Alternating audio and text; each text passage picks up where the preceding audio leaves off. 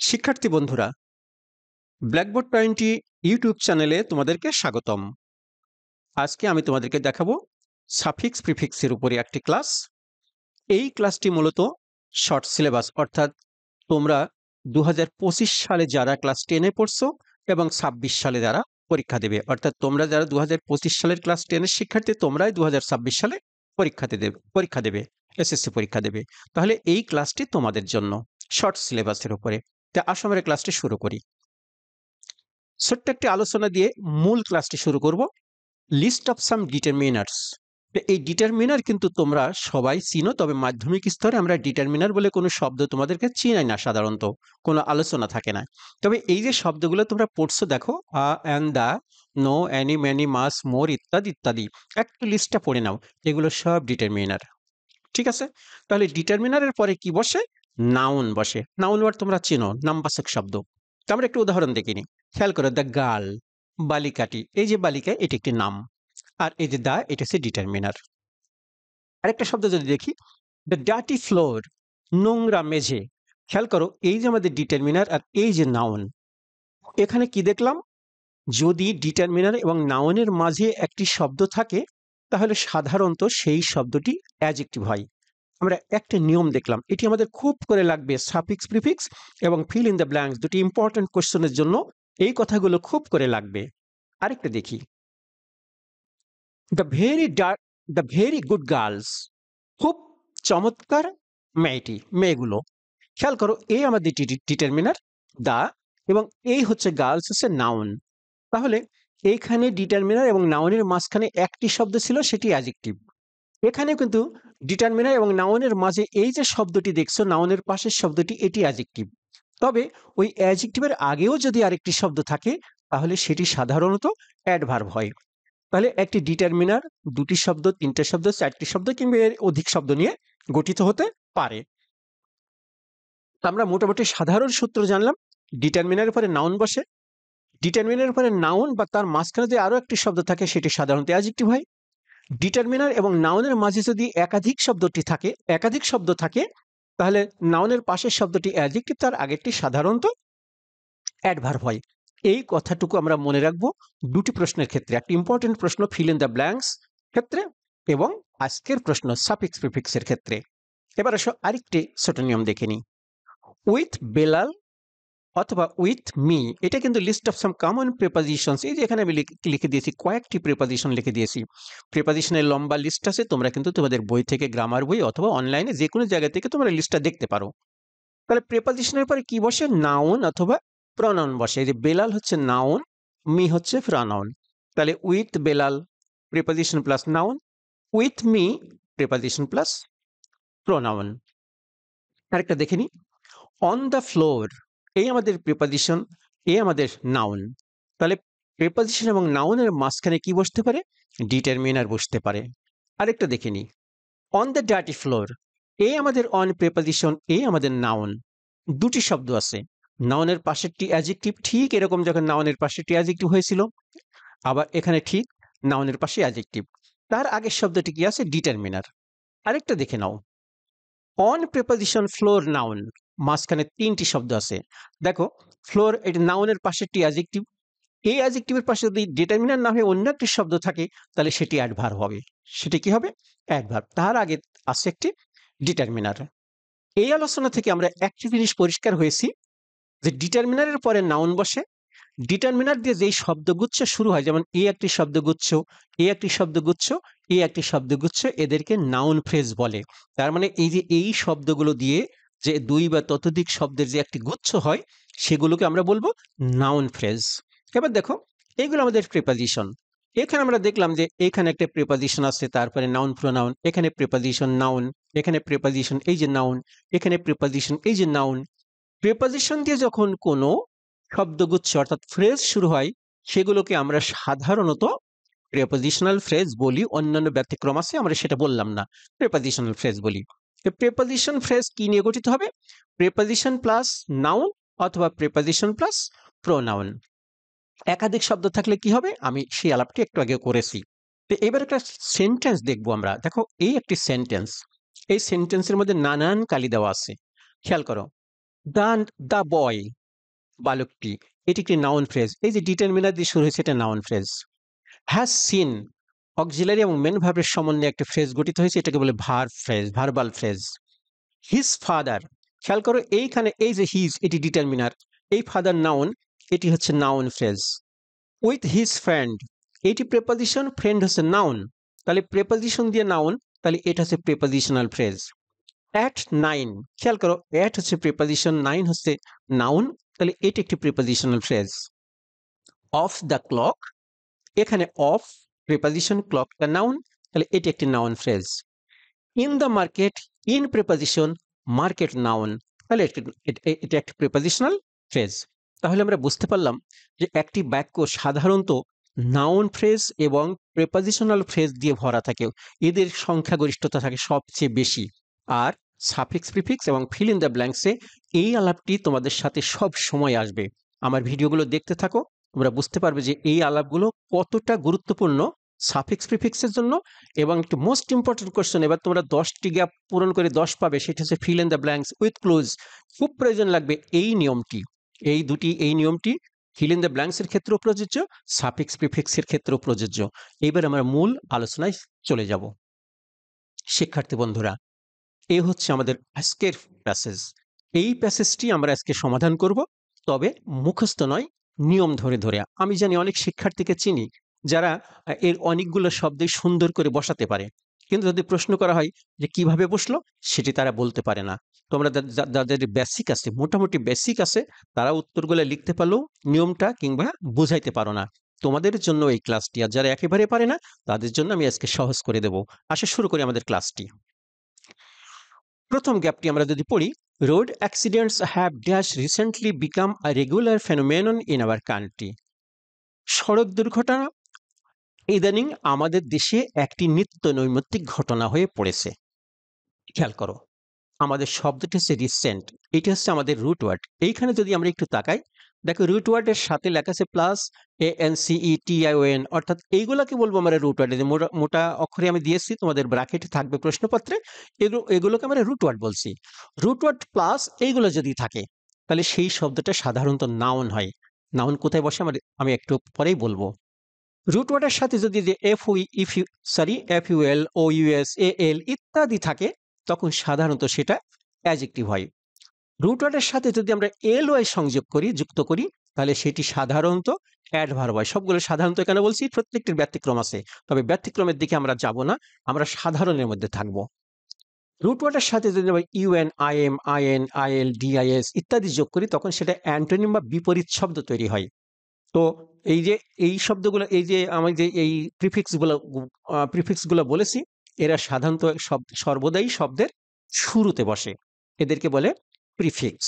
তো এই প্রিফিক্স যখন আমি কোনো শব্দের শুরুতে যোগ করব, তখন সেটিকে অ্যান্টোনিম বলবো ইংলিশে, আর বাংলায় বলা হয় বিপরীত শব্দ। অর্থাৎ এখানে কোনো বিপরীত শব্দ লাগলে আমরা এইগুলোর মধ্যে যেটি ব্যবহার প্রযোজ্য হবে সেটি ব্যবহার করব।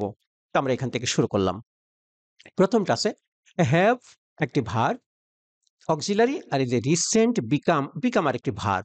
তাহলে এখানে একটি অক্সিলারি আছে, এখানে একটি ভার্ব আছে। তাহলে অক্সিলারি আর ভার্বের মাঝখানে একটি শব্দ আছে, যেটি আমাদেরকে সংশোধন করতে হবে। সুন্দর করে নিয়মটি দেখে নাও। অক্সিলারি ভার্ব ও মেন ভার্বের মাঝে অ্যাডভার্ব বসে, তাহলে এই অক্সিলারি, এই মেন ভার্ব, এর মাঝখানে অ্যাডভার্ব বসে। মাথায় রাখো, এটা সাধারণত অ্যাডভার্ব বসে। সাধারণত কেন বলবো, প্রত্যেকটির ব্যতিক্রম আছে। Auxiliary verb have, has, had ও মেন ভার্বের মাঝে সাধারণত যে সকল অ্যাডভার্বগুলি বসে থাকে, সেগুলো হলো just, yet, already, recently, always, ever, never. তাহলে আমি কি বললাম, হ্যাভ এবং main verb, have, has, had এবং মেন ভার্ব, এর মাঝখানে সাধারণত যে অ্যাডভার্বগুলো বসে সেগুলো হচ্ছে এইগুলো। তো এইখানে আমাদের শব্দটি দেওয়া আছে রিসেন্ট, তাহলে রিসেন্টকে আমরা যদি অ্যাডভার্ব তৈরি করি, তাহলে এই যে LY যুক্ত হলে অ্যাডভার্ব হবে, এখানে দেখে নাও LY, তাহলে আমাদের শব্দটি হবে রিসেন্টলি। উত্তর আমরা লিখলাম রিসেন্টলি। তারপরে আসো, অ্যাজ আ রেজাল্ট, ফলাফলে, অ্যাজ আ রেজাল্ট ফলাফলে, দ্য অ্যাক্সিডেন্টস, দুর্ঘটনার ফলে, many persons fall in victim to, অনেক মানুষ শিকার হয়, to dash, to timely death. খেয়াল করো, এ আমাদের টু, এ আমাদের একটি নাউন ওয়ার্ড, নিঃসন্দেহে আমরা এই টু সহ এই নাউন ওয়ার্ডটাকে বলবো প্রেপোজিশনাল ফ্রেজ। একটু আগে তোমাদেরকে দেখিয়েছি আগের স্লাইডে। তাহলে প্রেপোজিশনাল ফ্রেজ, প্রেপোজিশন প্লাস নাউনের মাঝখানে যদি একটি শব্দ থাকে, কি শিখে এসেছিলাম আমরা? নিয়মটি আরেকবার মনে করিয়ে দিই তোমাদেরকে। প্রেপোজিশন দিয়ে শুরু হওয়া ফ্রেজটির শেষ শব্দটি হবে নাউন। এখানে শেষ শব্দটি নাউন আছে, এই প্রেপোজিশন এই নাউন। এবং প্রেপোজিশন আর নাউনের মাঝে সাফিক্স প্রিফিক্স সংযুক্ত ওয়ার্ডটি হবে অ্যাডজেক্টিভ। তাহলে এই যে প্রেপোজিশন এই নাউনের মাঝের শব্দটি হবে অ্যাডজেক্টিভ। টাইমলি নিজেই একটি অ্যাডজেক্টিভ, এই শব্দটি নিজেই কিন্তু অ্যাডজেক্টিভ। এখন প্রশ্ন হচ্ছে, আমরা নিয়মে জানলাম প্রেপোজিশন প্লাস নাউনের মাঝখানের শব্দটি অ্যাডজেক্টিভ হবে। এখানে অ্যাডজেক্টিভ দেওয়াই আছে, তাহলে এর সমাধান কি? সমাধানটি দেখো, এখানে প্রদত্ত টাইমলি ওয়ার্ডের বিপরীত শব্দ লিখলে সেটি অ্যাডজেক্টিভই থাকবে। অর্থাৎ আমরা কোথাও যদি দেখি প্রেপোজিশন প্লাস নাউন তার মাঝখানে একটা অ্যাডজেক্টিভ বসবে, কিন্তু অ্যাডজেক্টিভ দেওয়াই আছে, তখন জাস্ট আমরা কি করব? ওই শব্দটির বিপরীত শব্দ বসিয়ে দেব, তখন উত্তরও সঠিক হয়ে যাবে, আবার সেটি অ্যাডজেক্টিভই থাকবে। নিয়ম অনুসারে যে প্রেপোজিশন প্লাস নাউনের মাঝখানে অ্যাডজেক্টিভ, এটার বিপরীত শব্দ লিখলেও কিন্তু এটা অ্যাডজেক্টিভই থাকবে। তাহলে টাইমলির অ্যাডজেক্টিভ কি? টাইমলির আগে যখন আমরা আন বসিয়ে দেবো তখন আনটাইমলি, অসময় উপযোগী বা অসময় উপযোগী, তখন বাংলাটা হবে, তখন উত্তরটি হবে আমাদের আনটাইমলি ডেথ, অসময় উপযোগী মৃত্যু, মানে অসময়ের মৃত্যু যেটিকে আমরা বলছি। আশা করি আমরা ধরতে পেরেছি। It is reported that, report করা হচ্ছে যে মোস্ট অফ দ্য অ্যাক্সিডেন্টস অকার, অধিকাংশ দুর্ঘটনাগুলো ঘটে, অকার মানে ঘটা, বিকজ অফ, কারণে, কি কারণে? The dash violate of traffic rules by skill drivers and conscious passer by. আমরা এত দূর যাব না, আমরা এখানে উত্তর পাবো বিকজ অফ দ্য। খেয়াল করো, এটি হচ্ছে আমাদের ডিটারমিনার। এইখানে প্রেপোজিশন, এই প্রেপোজিশন দিয়ে এইখানে আরেকটি ফ্রেজ শুরু হবে, ডিটারমিনার দিয়েও একটা ফ্রেজ শুরু হবে। তো ডিটারমিনারের শেষ শব্দটি কি হবে? আজকে প্রথম স্লাইডে দেখেছি ডিটারমিনারের পরে একটি শব্দ থাকবে, সেটি হচ্ছে নাউন হইতে হবে।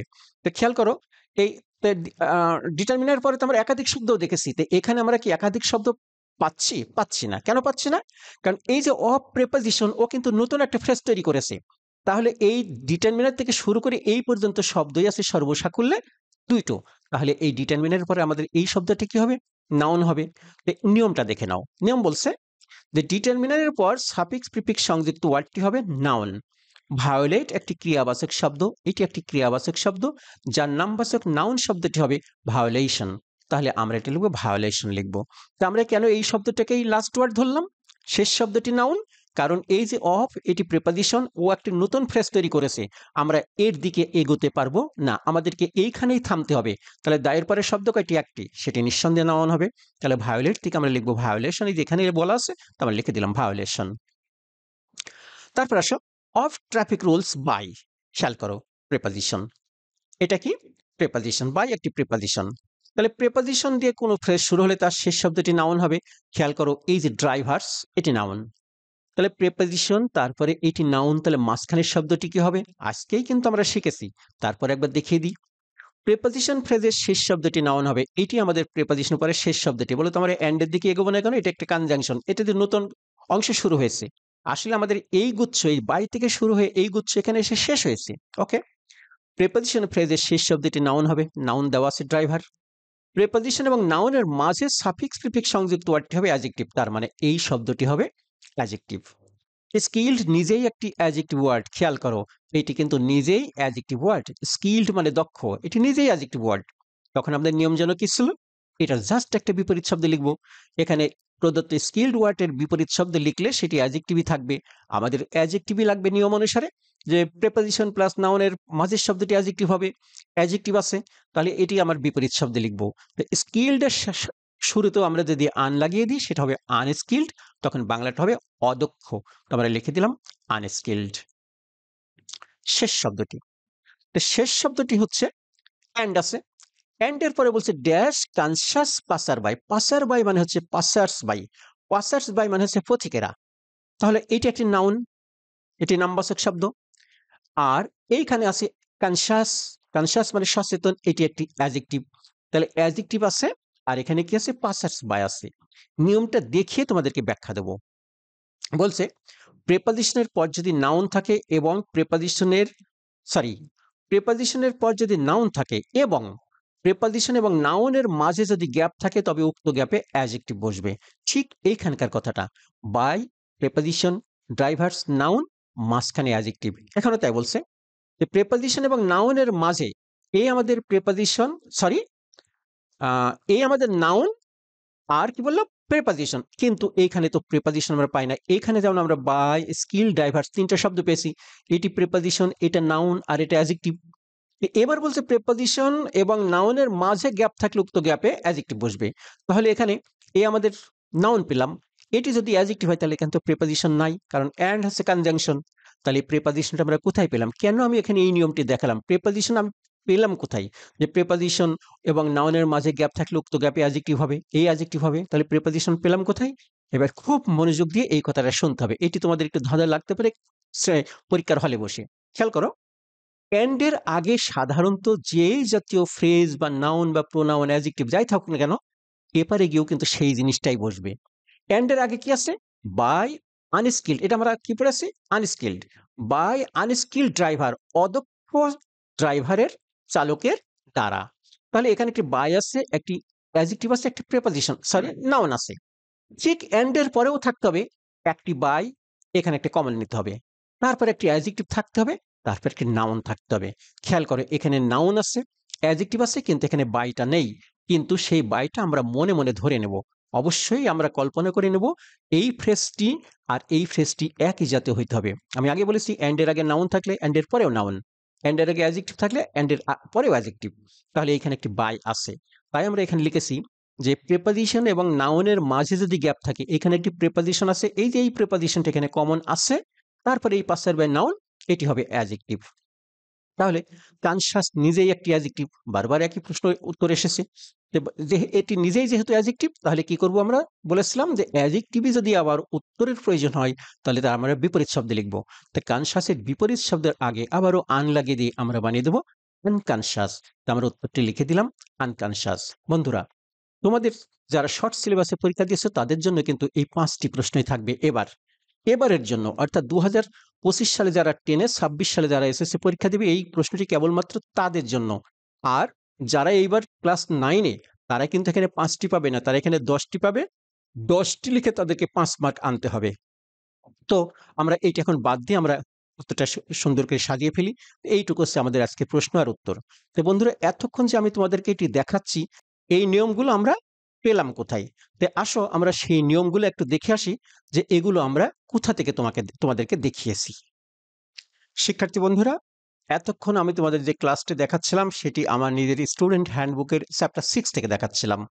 এখানে যেইভাবে তোমাদের নিয়মগুলো দেখিয়েছি আমি, এখানে কিন্তু নিয়মগুলো সেইভাবেই আছে। প্রথমে এই যে একটা সংক্ষেপ আলোচনা আছে সাফিক্স প্রিফিক্স সম্পর্কে, তারপরে আমি যেখান থেকে তোমাদেরকে দেখিয়েছি সেই জায়গাটাই তোমাদেরকে নিয়ে যাব। হ্যাঁ, আমি ক্লাসটি দেখিয়েছি, এটাও রুলস, এটাও এখানেও ব্যাপক নিয়ম বর্ণনা করেছে। আমি যে এই নিয়মগুলো বলে থাকি সব নিয়মগুলো কিন্তু এখানে আছে।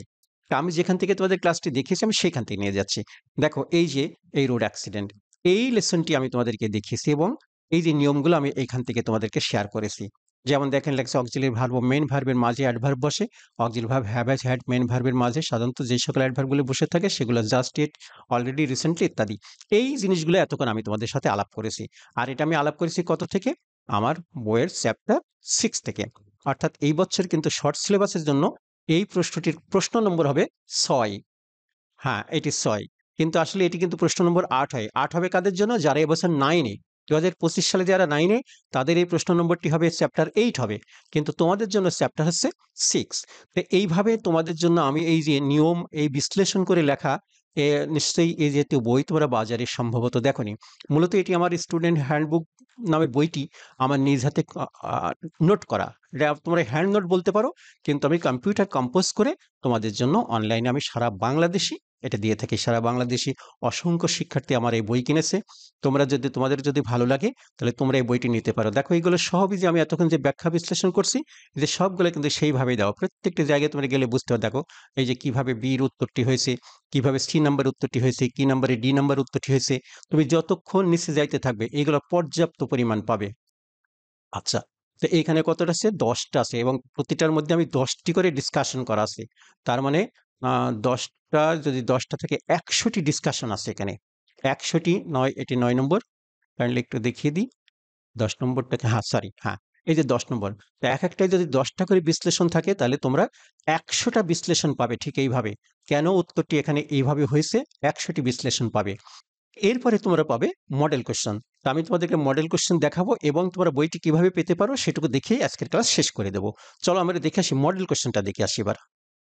হ্যাঁ, এই হচ্ছে তোমাদের শর্ট সিলেবাসের মডেল কোশ্চেন এসএসসি 2026 সালে, তোমরা যারা 2025 সালে ক্লাস 10-এ। তা আমি মডেল কোশ্চেনে কিভাবে দিয়েছি তোমাদের দেখিয়ে দিই। দেখো এখানে শূন্যস্থান পূরণ তোমাদের কিন্তু 1 নম্বর প্রশ্ন হিসেবে এটি থাকবে, যেখানে 10টি গ্যাপ থাকবে। তো মডেল কোশ্চেনের মধ্যে আমি এই প্রশ্নটি যদি তোমরা সহজে আম বুঝতে পারো, লিখতে পারো উত্তর, তার জন্য আমি এখানে ওয়ার্ড মিনিং দিয়েছি। তাহলে এই ওয়ার্ড মিনিং দেওয়ার উদ্দেশ্যটা কি? এটি তো তোমরা পরীক্ষার হলে নাই, তোমরা এখন বাড়িতে প্র্যাকটিস করছো। এই জিনিসটুকু আমি তোমাদের দিয়েছি যাতে এইখান থেকে তোমরা বুঝে বুঝে উত্তরটি লিখতে পারো।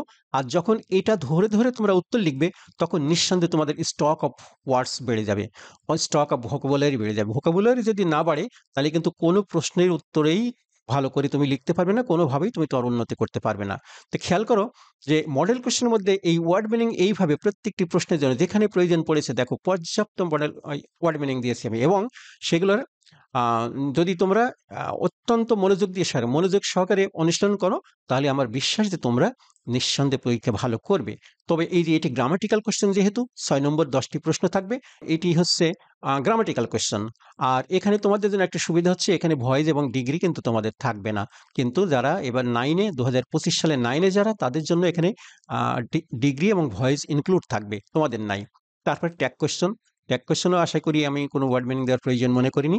এবার দেখো সাফিক্স প্রিফিক্স, এই যে দেখো 5টি করে প্রশ্ন থাকবে, তোমাদের 5টি গ্যাপ থাকবে। এই যে 5টি গ্যাপে 5টি সংশোধনী তোমাদেরকে দিতে হবে। তারপরে 7 নম্বর প্রশ্নটি কি হচ্ছে, ইউজ অ্যাপ্রোপ্রিয়েট প্রিপজিশন। এইটি সম্পূর্ণ নতুন প্রশ্ন তোমাদের। এবছর যারা 9-এ তাদের কিন্তু এই প্রশ্নটি নেই, এটি কেবলমাত্র আছে তোমাদের জন্য। যারা 26 সালে এসএসসি পরীক্ষা দিবে, 2025 সালে যারা নিউ 10 এবার, তাদের জন্য এই প্রশ্নটি সংযোজন করা হয়েছে। এটি আগে ছিল না, অন্তত 12 বছর আগে ছিল, 12 বছর পর্যন্ত এটি ছিল না। তারপরে কি আছে, লিঙ্কিং ওয়ার্ড বা কানেক্টর। এটাও দেখো পর্যাপ্ত। এখানে আমি দুটো কাজ করেছি তোমাদের জন্য, শর্ট সিলেবাসের শিক্ষার্থীরা শোনো। এখানে দেখো ওয়ার্ড মিনিং দিয়েছি পর্যাপ্ত, তারপরে কি করেছি, এটার অনুবাদ করে দিয়েছি। এর একটা মাত্র কারণ হচ্ছে, তোমরা যদি এটার শিখবার মেন বিষয়টি হচ্ছে, তোমাকে এটা যদি উত্তর সঠিকভাবে তুমি লিখতে সামর্থ্য হতে হয়, তাহলে তোমাকে এটার ওয়ার্ড মিনিং করে এটার বাংলা জানতে হবে।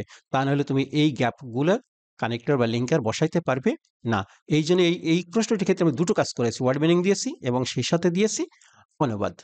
তো এইভাবে কি একটা নয়, দেখো প্রত্যেকটা, আমি যদি এখন আগে থেকে, এটা 2 নম্বর মডেল কোয়েশ্চেন, প্রত্যেকটি জায়গায় এইভাবে ওয়ার্ড মিনিং দেওয়া আছে। তুমি যদি প্রত্যেকটি জায়গায় যেখানে তুমি যাবে, পর্যাপ্ত যেখানে প্রয়োজন পড়েছে সেখানে আমি পর্যাপ্ত ওয়ার্ড মিনিং দিয়েছি, যে কানেক্টরের ক্ষেত্রে দুটো কাজ করেছি। তো এইভাবে কতটা মডেল কোয়েশ্চেন আছে আমরা একটু দেখে নিই, দিয়ে টান দিয়ে খুব দ্রুত চলে গেছি আমি নিচে। আর দেখো 20 নম্বর মডেল কোয়েশ্চেন, এটা 20টা। এইভাবে 20টা মডেল কোশ্চেন সলিউশন করবে। আর ওই যে আমি অ্যানালাইজ দেখিয়েছি, অ্যানালাইজ 10টা, তার মানে 10টার মানে কি 20টা। তাহলে এই এতগুলো প্রশ্ন যখন তুমি এরকম ওয়ার্ড মিনিং ধরে ধরে সমাধান করবে, নিঃসন্দেহে এইখান থেকে একটা ভালো রেজাল্ট তোমার আসবে বলে আমি বিশ্বাস করি। তো এবার আসো আমি তোমাদেরকে দেখিয়ে দিই কিভাবে তোমরা বইটি পেতে পারো। শিক্ষার্থী বন্ধুরা, এতক্ষণ আমি তোমাদের যে বইটি দেখালাম, সেটি হচ্ছে, যে ক্লাসটি দেখাচ্ছি সেটি এই বইয়ের ভেতর থেকে, স্টুডেন্টস হ্যান্ডবুক 10। এটি সংক্ষিপ্ত সিলেবাস এসএসসি 2026 অনুসারে লেখা। এই বইটির মধ্যে তোমরা গ্রামার পাবে 9টি।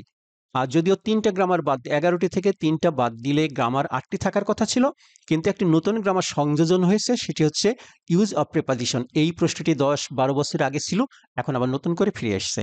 তাহলে এই 9টি গ্রামার তোমরা এই বইয়ের মধ্যে পাবে। আর এখানে দুটি কিউআর কোড দেখতে পাচ্ছ, যদি তোমরা এই কিউআর কোডটি স্ক্যান করো, তোমরা প্লে স্টোর থেকে তোমাদের স্মার্ট মোবাইলে কিউআর কোড স্ক্যানার নামিয়ে নেবে, খুব ছোট্ট একটি সফটওয়্যার। তাহলে এটা স্ক্যান করলে সরাসরি আমার ইউটিউব চ্যানেলে ঢুকে যেতে পারবে। আর যদি এইটি স্ক্যান করো, তাহলে সরাসরি আমার ফেসবুক পেজে যেতে পারবে, যেখানে আমার সকল ক্লাস তোমরা এখান থেকে দেখে নিতে পারো। তাছাড়া আমার ফেসবুক পেজ এবং ইউটিউব চ্যানেলের লিঙ্ক আমার ডেসক্রিপশন বক্সে দেওয়া থাকলো, সেখান থেকে তোমরা দেখে নিতে পারো। তো এই বইটি যদি কেউ পেতে চাও, সাধারণত দুটি মাধ্যম ব্যবহার করে আমি বইটি সারা বাংলাদেশ পাঠিয়ে থাকি। তার প্রথমটি সুন্দরবন কুরিয়ার সার্ভিস এবং দ্বিতীয়টি হচ্ছে কন্টিনেন্টাল কুরিয়ার সার্ভিস। কিন্তু আমি সুন্দরবন কুরিয়ার সার্ভিসটাকে বেশি পছন্দ করি, এটি আমার কাছে বেশি অ্যাভেলেবল মনে হয়। যদি বইটি পেতে চাও, তাহলে এই বইটির বিক্রয় মূল্য হবে 290 টাকা। আর বইটি পাওয়ার জন্য আমার সাথে যোগাযোগ করতে হবে মোবাইল অথবা হোয়াটসঅ্যাপ নাম্বারে। আর নম্বরটি হলো 01740 717656 এই নাম্বারে। এবার যারা তোমরা 2025 সালে যারা নবম শ্রেণীতে অর্থাৎ তোমরা পূর্ণাঙ্গ সিলেবাসে পরীক্ষা দেবে, দেখো এখানে লেখা আছে তোমাদের জন্য 11টি গ্রামারই থাকবে। তো তোমরা যারা এই বইটি পেতে চাও তাহলে তোমাদেরকে একইভাবে যোগাযোগ করতে হবে আমার মোবাইল অথবা হোয়াটসঅ্যাপ নাম্বারে। নাম্বারটি হচ্ছে 01740717656 এই নাম্বারে। এই বইটির বিক্রয় মূল্য 340 টাকা। তোমরা এই শর্ট সিলেবাসে যেরকম আমি নিয়ম ধরে দেখিয়েছি, প্রত্যেকটি আমার সকল বইয়ের মধ্যে এইভাবে নিয়ম দিয়েই লেখা, যেটি বাজারে বিরল। এই জাতীয় বই তুমি বাজারে পাবে না। তারপরে বইটি হচ্ছে এই বইটি 6 to 10 অর্থাৎ মাধ্যমিক শ্রেণীর যত ক্লাস আছে সকল ক্লাসের গ্রামারের রুলসগুলা, নিয়মগুলা, কিভাবে আমরা শূন্যস্থান, suffix, prefix, right form of verb লিখব, সব নিয়মগুলা এই একটি বইয়ের মধ্যে দেওয়া আছে, ষষ্ঠ থেকে দশম শ্রেণীর। এই বইটির বিক্রয় মূল্য 350 টাকা। আর এই বইটি পেতে হলেও একই নাম্বার, হোয়াটস নাম্বারে যোগাযোগ করতে হবে। তারপরে শেষ বইটি এটি আমার, এটা হচ্ছে student handbook for class 6 and 7, অর্থাৎ তোমরা যারা 25 সালে 6 এবং 7, শুধু 25 সালে নয়, যদি কারিকুলাম আবার কখনো চেঞ্জ না হয় তাহলে এটি চলতেই থাকবে, 26, 27, 28 সাল পর্যন্ত চলতেই থাকবে। তো এখানে একই বইয়ের মধ্যে তোমরা 6 এবং 7 এর গ্রামার পাবে, এবং তোমাদের গ্রামার হচ্ছে 7টি। একই বইয়ের মধ্যে কি করে 6, 7 এর গ্রামার হলো তোমরা নিশ্চয়ই জানো। 6 এবং 7 এর গ্রামারগুলো 100% সেম, কোনো পরিবর্তন নেই। 6 যেই 7টি গ্রামার শিখবে, 7এও তোমরা সেই 7টি গ্রামারই শিখবে। কিন্তু এই বইটির মধ্যে আমি এতটা মডেল কোশ্চেন দিয়েছি, 30টা মডেল কোশ্চেন দিয়েছি, এবং প্রত্যেকটার আবার 10টি করে বিশ্লেষণ আছে, অর্থাৎ 40টা করে, যেগুলো একই ক্লাসে, একটি ক্লাসে সম্ভব নয়। আমিও ক্লাসে বইয়ের মধ্যে ভাগ করে দিয়েছি, কোনগুলো তোমরা 6-এ পড়বে আর কোনগুলো তোমরা 7-এ পড়বে, মডেল কোশ্চেন সহকারে ভাগ করে দিয়েছি। তো এই বইটি যদি তোমরা পেতে চাও, এই বইটি পাইতে হলে একই সাথে যোগাযোগ করতে হবে মোবাইল নাম্বার অথবা হোয়াটসঅ্যাপ 01740717656 এই নাম্বারে, এবং আমার এই বইটির বিক্রয় মূল্য 295 টাকা। আজ আর নাই বন্ধুরা, খুব শীঘ্রই দেখাবে নতুন কোনো ক্লাস নিয়ে। তবে আজকের এই ক্লাসটি দেখার পরে তোমাদের মুখের ভাবটা যদি এমন হয়, একটু হাসি থাকে, তাহলে অবশ্যই এই ক্লাসে একটি লাইক করবে এবং একটি কমেন্টস করবে। লাইক কমেন্টস করলে আমি ক্লাস করতে উদ্বুদ্ধ হই। আর সেই সাথে অবশ্যই ক্লাসটি, আমার চ্যানেলটিকে সাবস্ক্রাইব করে রাখবে, যাতে আমার ক্লাসের সকল আপডেট পেতে পারো। আর ক্লাসটি যদি বন্ধুদের সাথে শেয়ার করে দাও, অনেক অনেক খুশি হব। আজকে আর নয়, খুব শীঘ্রই দেখা হবে নতুন ক্লাস নিয়ে। সেই পর্যন্ত সবাইকে আল্লাহ হাফেজ।